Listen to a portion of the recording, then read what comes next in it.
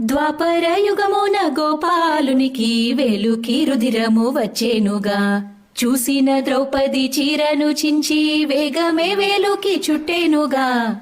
అందాల కన్నయ్య ఎప్పుడూ నీకు రక్షగా ఉందునని చెప్పేనుగా. ఈ కథ ఏమన రాఖీ పండుగ మూలపు కథగా చెప్పుదురు. అన్నా చెల్లెళ్ళ అనురాగం ఎన్నో జన్మల పుణ్యఫలం. అక్క తమ్ముని అభిమానం జీవితకాలం సంతోషం. పరయుగమున గోపాలునికి వేలుకి రుధిరము వచ్చేనుగా.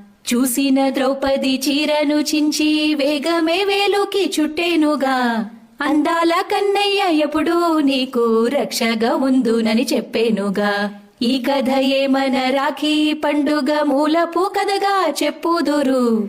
అన్నా చెల్లెళ్ళ అనురాగం ఎన్నో జన్మల పుణ్యఫలం.